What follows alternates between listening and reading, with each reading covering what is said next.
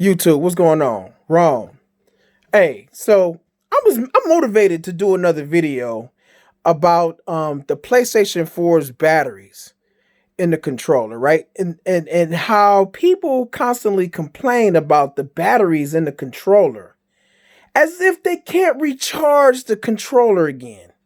It's like, is it that big of a deal that you can only get about 6 to 8 hours per charge on a controller? Hell, even if it's only 4 hours, you mean to tell me you can't like charge the controller again or have another controller already charging? Like, is it that big of a deal? Like, I can understand it being a nuisance, right? I can understand that to a degree. But at the same time, it can't be that big of a deal because you can recharge the controller. You can recharge it. What is the problem with recharging the controller? And it's not like the charging takes all day long to charge the controller. It only take what? To get a full charge on a controller. Hey, let's ask Google. Hey Google, how long does it take to fully charge a PS4 controller? Approximately 2 hours. 2 hours. Manuals.playstation.net, they say. While the system is in rest mode, the light bar slowly blinks orange. When charging is complete, the light bar turns off. It takes approximately 2 hours to charge the controller when the battery has no remaining charge. Oh God. It just went into full detail. Okay, 2 hours. So it takes less time to charge the controller to full capacity.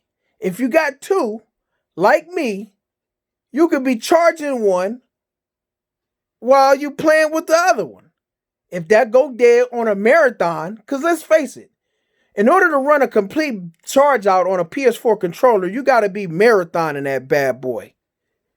Because really, you could get 6 hours easily on a PS4 controller. And if you're going to game on it 6 hours, that's a marathon. And you know you about to get it in, man. Just charge the other controller. Like, what's the deal? And I don't want to hear nothing about I got just one controller. I don't want to hear that. I don't want to hear that crap. Because majority of the people got two controllers minimum. Come on, man.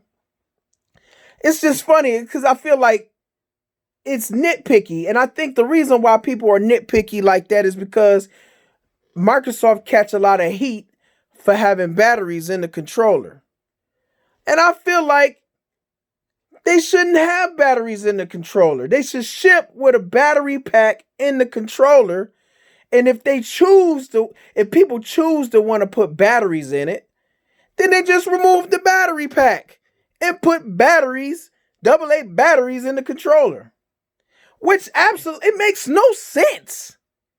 It makes no sense. Why would you want to keep putting AA batteries in the controller? I heard somebody today on Twitter say, I like to buy rechargeable AA batteries to put in the controller. It's the same thing. It's the same thing. You still got to spend extra money to put into the controller that you already spent. With PlayStation, you only got to drop the one-time price and you got a battery pack and you can just keep charging it. I don't care if you're charging it every 2 hours. You still charging it. You ain't spending extra money. Like, I just don't get it. It don't make sense. It don't make sense. How hard is it to recharge a battery? How hard is that? We use rechargeable batteries in a lot of stuff. In your cell phones and everything. Dude said on Twitter, I don't like using rechargeable batteries in anything that I use. Majority of our existence is rechargeable batteries. Only time we ain't using rechargeables is a time clock or something, I guess. Man, I don't know, people no, to me, I just feel like it's no common sense. I want battery packs. Listen, if it was a real option for a battery pack, Microsoft will ship the controller with a battery pack. Allow the user to remove the battery pack to spend extra money to put AA batteries into the controller. Dumb.